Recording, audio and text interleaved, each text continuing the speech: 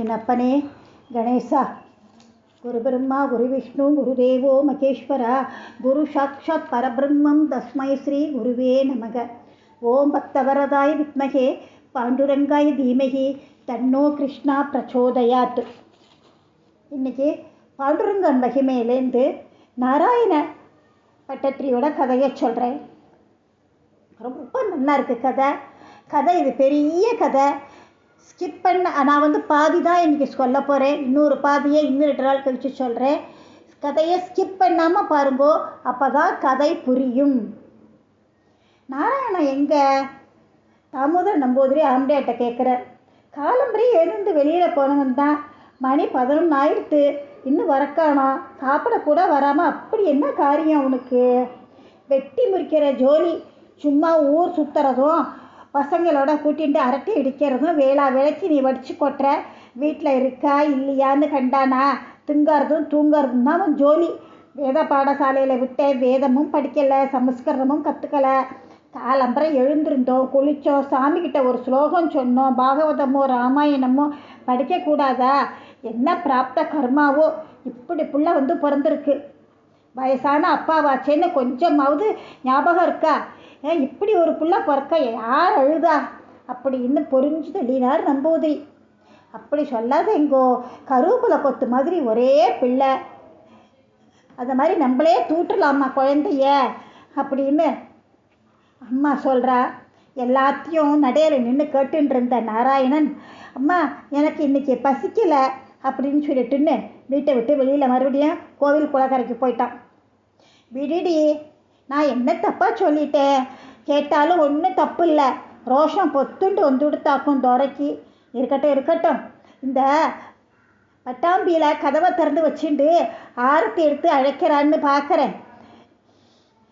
நம்பூதிரி கருவை தாய் மனசு பொறுக்காமல் தலைப்பால் மூஞ்சியை மூடிட்டு அழ ஆரம்பித்தா. அப்பாவோட வாக்கு பழிச்சுது. ஆனால் பட்டாம்பியில் இல்லை, வேறு ஊரில். அச்சுத பிஷாரோடி அப்படிங்கிறவர் இவரை பார்த்து கூட்டிகிட்டு போகிறார். வீட்டுக்கு ஆற்றுக்கு இனிமேல் நான் போகிறதே இல்லை அப்படிங்கிற வைராக்கியத்தோட கிராமமாக தெருவா கால் போன போக்கெல்லாம் அலைஞ்சின்னு இருந்தான் நாராயணனை. அலைஞ்ச நாராயணனை ஜோதிடர் அச்சுத பிஷாரோடி விசாரித்து ஆற்றுக்கு அழைச்சிட்டு போனார். நாராயணி, 2 இலை போடு, விருந்தாளியோடு வந்திருக்கேன் அப்படின்னு குரல் கொடுத்தார் அச்சுதா. 2 பெண்கள், ஆண் வாரிசு இல்லை. யார் இது? குசுன்னு கேட்டாள் அச்சுதரின் ஆம்படையா. வீட்டில் கோச்சு வந்துட்டாம்போ. பேர் நாராயணா. பசி களைச்சு போயிருக்கிற முகம். பிராமண பையன், வேதம் சமஸ்கிருதம் படிக்கலைன்னு தகப்பனார் கோச்சுண்டார்னு தெரியறது. முகத்தில் இருக்கிற தேஜஸ், இவன் பெரிய ஆளாக வருவான்னு சொல்கிறா. பேசாமல் நாராயணி இவளுக்கு கல்யாணம் பண்ணி வச்சுட்டு வீட்டோடு வச்சுடலாம்னு நினைக்கிறேன். போருமே, செலவில்லாமல் ஒரு வயசு பிள்ளாவா மாட்டினுட்டான்னு நினைக்கிறேளா? நாம் பிராமணா இல்லை, பின்னால் பெத்தவாளுக்கு தெரிஞ்சு நாராயணியை ஒதுக்கி வச்சுட்டா குழந்தை வாழ்க்கையே வீணாக போயிடும். அச்சுதரோட ஆம்படைய. அப்பா, இலை போட்டாச்சு, உங்கள் அதிதியோடு சாப்பிட வரலாம் நாராயணியின் குரல் கேட்டது. நாராயணனையும் அழைச்சிட்டு சாப்பிட போனார் அச்சுதா. ஆம்படியரோட கருத்தை ஒதுக்கி வச்சுட்டு தான் வீட்டில் தன்னோட ஆற்றுலேயே ஒரு அறையை ஒழிச்சு கொடுத்தார். அங்கேயே தங்க வச்சார். நாராயணா, நீ பிறந்த மாதம் வருஷம் நாள் கிழமை நேரம் தெரியுமோ சொன்னான். ஜாதகம் கணிச்சு பார்த்தார். அப்புறமா என்ன, நாராயணி ஜாதகத்தையும் பொருத்தம் பார்த்தார். என்ன அக்கிரமமாக இருக்குது?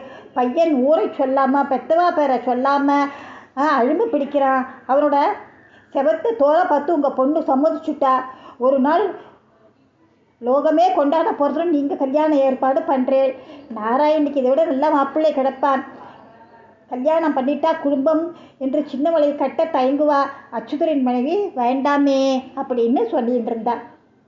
மரம் வச்சவன் கண்ணு ஊற்றுவான் அப்படின்னு சொல்லிட்டார் அச்சுதர். திருமண கல்யாணத்தையும் ஜாம்னு நடத்தி வச்சுட்டார். அழகாக இருந்தால் போராது, அதிர்ஷ்டமும் வேணும். தலையாக அடிச்சுட்டேன் கேட்டேலா, கண்ணி கடன் கழிச்சுட்டேன். ஒரு நாள் பொழுது ஒன்றும் கிடையாது மாப்பிள்ளைக்கு. ஒரு ஆச்சாரம் அனுஷ்டானம் உண்டா? நீங்களும் தான் ஜோசியம் கற்றுக்கிறேன் வணங்கினானோ கற்றுக் கொடுக்குறேன் நேள் வணங்கினானோ பகவான் என்கிட்ட உயர்ந்த காரியம் கொடுக்க போகிறாருன்னு என் உள் மனசு சொல்கிறதுன்னு வேதாந்தம் படிக்கிறான். கொஞ்சம் கூட நன்னால பொண்ணையும் மாப்பிள்ளையும் அண்டையில் வச்சுட்டு இருக்கிறது கொஞ்ச நாளைக்கு தான் சந்தோஷமாக இருக்கும். ஊரில் என்ன பேசிக்கிறா தெரியுமா? அடைச்ச கதவு திறக்கிறது சாப்பிட்றதுக்கு மட்டுமா? குளிக்கிற பழக்கம் உண்டான்னு கிண்டல் பண்ணுறா வேற. இதெல்லாம் அச்சுதன் வாசலுக்கு வந்துட்டார். என்ன பண்ணுறது? எத்தனை வார்த்தை தான் அவரும் கேட்டுப்பார். 12 மணி இருக்கும். நாராயணன் வந்தான். நாராயணி, ரொம்ப உஷ்டமாக இருக்குது, கொஞ்சம் எண்ணெய் எடுத்துட்டு வா. நாராயணா நிதானமாக விரல்களை நீவி விட்டுட்டு எண்ணெய் தேய்ச்சிக்க ஆரம்பித்தான். என்னது இது? வெள்ளிக்கிழமை புருஷா எண்ணெய் தேய்ச்சிப்பாளோ? தர்திரம் பிடிக்காதோ அப்படின்னு சொல்கிறா. ஊருக்கு தான் உபதேசமா அப்படின்னா. ஆம்பளையா பற்ற வச்ச நெருப்புக்கு வந்தவர்களின் கேள்வி காற்றா பறந்தது. வந்தவாளை அனுப்பிட்டு உள்ளே வந்தார் அச்சுதன். நாராயணா, உத்தியோகம்தான் புருஷ லட்சணம். உன்னை நம்பி ஒரு பொண்ணு இருக்கா. காலையில் எழுந்திருந்தோம், குளித்தோம், அதுக்கு முரண்பாடாக வாழ்க்கை முற்றிலும் வேதனை தான் தரும். பொறுப்பில்லாமல் அதாமல் சுற்றின்னு இருக்க. அதே நிலையை நானும் கையால் வச்சுடாத. கடுமையாக பேசிட்டேனோ என்பது போல மனைவியை பார்த்தார். இருட்டு மூலையில் உட்காந்து நாராயணி சப்தம் இல்லாமல் அழுதுன்னு இருந்தா. நாராயணன் கல்லா சமைத்து போனான். குளித்து விட்டு வாசத்தினையில் வந்து உட்காந்துட்டான். நான் ஏன் இப்படி இருக்கேன் அப்படின்னு கொஞ்சம் யோசித்தான். ஆம்படையான் சாப்பிடலை, நாராயணி சாப்பிட மாட்டேங்கிறா. மகளோட நிலை பெற்றவர்கள் மனசை ரொம்ப கலங்க அடிச்சுது.